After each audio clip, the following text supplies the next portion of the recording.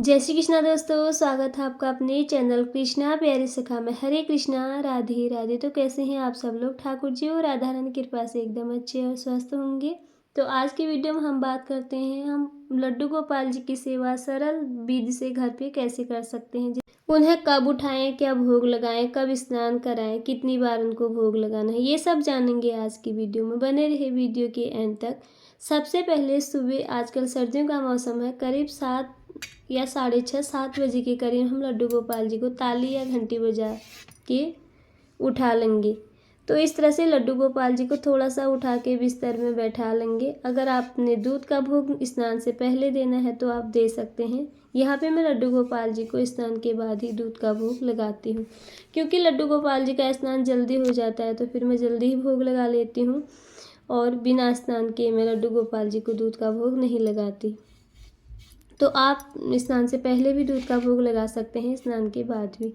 इस तरह से आपको, अगर समय आपके पास ज़्यादा है तो आप एक पीतल का बर्तन लेंगे और उसमें स्टार बना के ओम नारायणाय नमः लिखेंगे। अगर आपके पास ज़्यादा समय नहीं है, जल्दी बाजी हुई रहती है सुबह, क्योंकि हमें बहुत काम रहता है, अगर आपको इतना टाइम ना हो तो आप एक थाली ले लें, उसमें स्वास्तिक बना लें। और ये भी ना हो, संभव हो तो आप उसमें एक चंदन से थोड़ा सा टीका लगा लें और उसमें एक तुलसी का दल नीचे से रखें, ऊपर से ठाकुर जी विराजमान करें और उसमें लड्डू गोपाल जी को स्नान करें। तुलसी दल जरूर रखें ठाकुर जी के स्नान में। इस तरह से गोपाल जी को, अगर आपके पास पुष्प है तो थोड़ा से नीचे से पुष्पों का आसन दे दें, ना हो तो आप तिल्ली का आसन भी दे सकते हैं। और एकादशी को छोड़ के आप चावलों का आसन भी नीचे से लड्डू गोपाल जी को दे के उसमें विराजमान कर सकते हैं। तो जब मेरे पास जैसा टाइम होता है मैं उसी तरफ से ठाकुर जी की सेवा करती हूँ। जिस दिन मेरे पास टाइम ज़्यादा हो तो मैं इसमें स्टार बना लेती हूँ, ओम नमो नारायणाय लिख के ठाकुर जी का स्नान करती हूँ। कभी गुनगुने जल से, गंगा जल मिला के, और तो कभी पंचामृत से। तो इस तरह से ठाकुर जी की गौ माता भी हैं तो उनका भी स्नान रोज होता है। ये सब समय के अधीन होता है। जब समय ज़्यादा होता है तो तब ठाकुर जी का थोड़ा से ज़्यादा से अच्छी से सेवा हो जाती है, और जिस दिन समय की कमी हो तो हम गुनगुने जल से ही ठाकुर जी को स्नान कराते हैं। जब कोई पर्व हो, तीज त्योहार हो और या एकादशी हो, उस दिन ठाकुर जी का स्नान या तो गाय के कच्चे दूध से होता है या फिर पंचामृत से होता है। आजकल सर्दी का मौसम है तो आजकल हम गाय के कच्चे दूध से ही ठाकुर जी का स्नान कर रहे हैं। और क्योंकि हमारे ठाकुर जी अभी छोटे से हैं तो उन्हें सर्दी लग जाती है, उनका विशेष ख्याल हमें रखना होता है। इस तरह से उनको स्नान के बाद अच्छे से अंग पोषण करते हैं जल्दी से, क्यों कहीं भी उनका शरीर गीला न हो किसी तरफ से भी। फिर ठाकुर जी का आप घी है तो घी से, नहीं तो आप तिल के तेल से, सरसों के तेल से, जो भी तेल आपके पास है उससे ठाकुर जी की थोड़ी सी मालिश कर दें, क्योंकि सर्दियों का मौसम है। सर्दियों में मालिश के लिए इत्र की जगह आप तेल या घी का प्रयोग करें तो वो ज़्यादा बेहतर रहेगा। तो मेरे हिसाब से मैं अपने ठाकुर जी की सेवा इसी तरह करती हूँ। और ठाकुर जी को जल्दी से गर्म कपड़े पहना के उनको सिंहासन पे विराजमान करके फिर उनको लगाया जाता है दूध का भोग। और अगर तुलसी दल है तो ठाकुर जी को अवश्य चढ़ाएं। तुलसी दल आपके पास ना हो तो एक छोटी सी तुलसी माला आपके पास है तो वो उनके पास में रख दें। पुष्प है तो ठाकुर जी को पुष्प समर्पित करें, चंदन का टीका लगा लें, उनकी बांसुरी उनको दे दें और इस तरह से उनको अपने सिंहासन पे विराजमान करके सबसे पहले उनको दूध का भोग लगाएं। और ठाकुर जी के भोग में हमेशा तुलसी दल जरूर डालें, क्योंकि बिना तुलसी के ठाकुर जी भोग नहीं लगाते हैं।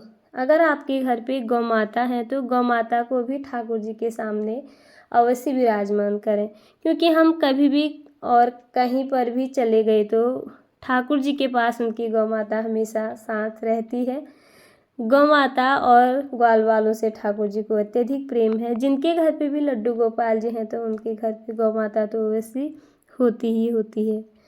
दूध का भोग लगाने के बाद ठाकुर जी को थोड़ी देर में अन्न का भी भोग लगाएंगे। जो भी आप लोग भोग में बना रहे हैं, पर वो जो भी आप बना रहे हैं उसमें लहसुन और प्याज का प्रयोग नहीं होना चाहिए, और शुद्ध और सात्विक तरीके से बनाया गया भोजन ठाकुर जी को आप भोग में लगा सकते हैं।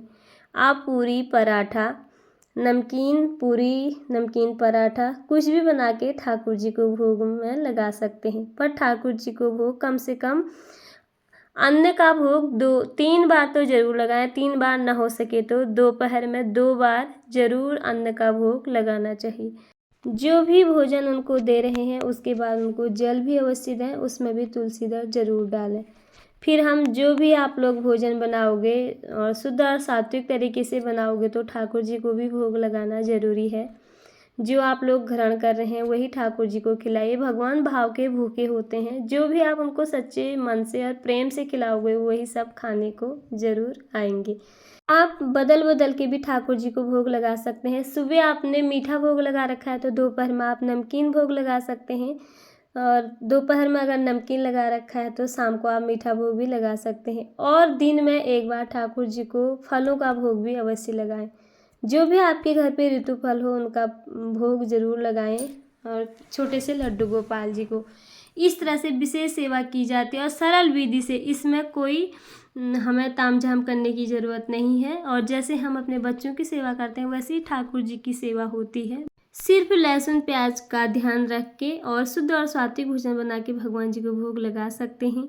फिर हो जाती है शाम। शाम को भी ठाकुर जी को कुछ भोग लगाएं। उसके बाद उनको शयन से पहले थोड़ी उनकी मालिश कर दें। मालिश भी ज़रूरी है। सर्दी का मौसम है, दिन भर हमारे ठाकुर जी बैठे बैठे भी थक जाते होंगे, इसलिए सरसों के तेल से उनकी मालिश कर दें। और शयन कराने से पहले उनको दूध का भोग भी आप लोग अवश्य लगाएं। सरल विधि से हम घर पे ठाकुर जी की विशेष सेवा कर सकते हैं, और ठाकुर जी हमारी इस सेवा से बहुत प्रसन्न होकर हमारे साथ हमेशा ऐसी अपनी कृपा वो बनाए रखते हैं।